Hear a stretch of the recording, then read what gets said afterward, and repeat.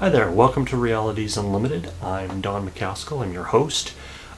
This is going to be a show about science fiction and fantasy as it relates to television and to film. And the reason is because these are the films that I like. I hope that they're the films that you like, otherwise you really shouldn't be watching this show. They're always the top of the box office. When you take a look at the box office numbers, almost every week the top film, fantasy film, science fiction film, comic book based film. So this is what people want to see. This is what people are paying money for. This past spring, I couldn't stop hearing people talking about Game of Thrones, which I absolutely love. Haven't read the books. And the reason for that is I don't want to be spoiled. And I try not to spoil you, but when information comes out that I think that you're going to enjoy, I'll let you know.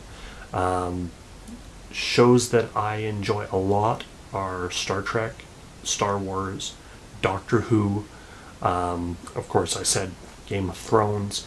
So those are things that we're going to talk a lot about on this show. I'm going to try and keep every single episode under 10 minutes. The reason for that is that I don't want the show to get carried away, and I want to keep it easy to download. I want it to be a show that downloads very easily onto your desktop, your laptop, your netbook, your tablet, your cell phone, your television. And that is important to today's culture, the mass media, the ability to have all these cool devices. We're going to have watches. We're going to have the Dick Tracy watch soon enough. It's coming. I know iPod says that they're working on a iPod watch or an iWatch, but I think that's simply going to be for music. But the video watch, that's coming. Watch for it. So let's start off with some numbers for the box office, as I was talking about. Here's some numbers for this year's summer season. And this is the best summer season that the box office, that Hollywood has ever seen. Attendance was up 6.5%. That's 6.5% more bodies in seats in theaters. And revenue was up 8%.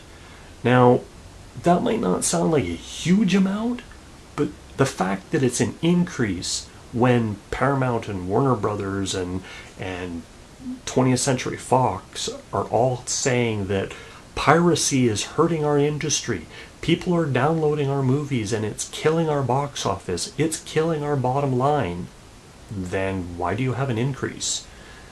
If it's killing you, it should mean a down movement, not an up movement.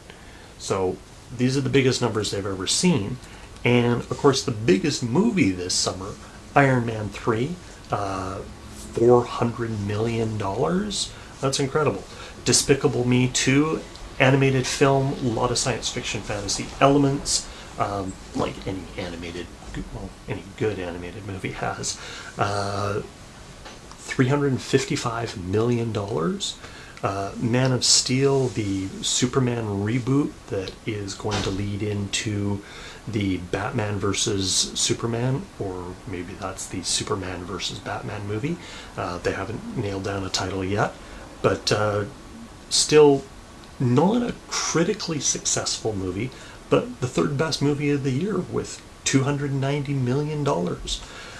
Monsters University, another animated movie, this one from Pixar, fantastic turnout of $264 million. Number 5, Fast and Furious 6, the only one that isn't a science fiction movie. Action does good, and that's what did well for Star Trek Into Darkness. $227 million. Those are fantastic numbers for a great summer. Speaking of Star Trek, there is some news on the Star Trek front, and Star Wars tied in. partially because J.J. Abrams has gone from Star Trek to Star Wars. If you didn't already know that, well, there you go. Bit of a spoiler, maybe.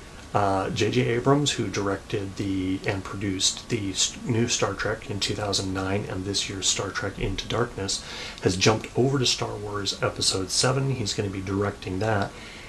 And he's the kind of director that likes to work with people that he's worked on prior projects before.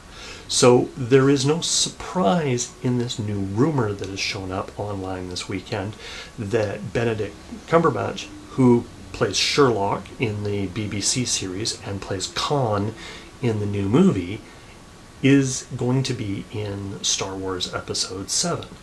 Apparently part of the help to this rumor, A, he lives in London, which is where they're going to be shooting Star Wars Episode 7, and B, he's left another movie that he was working on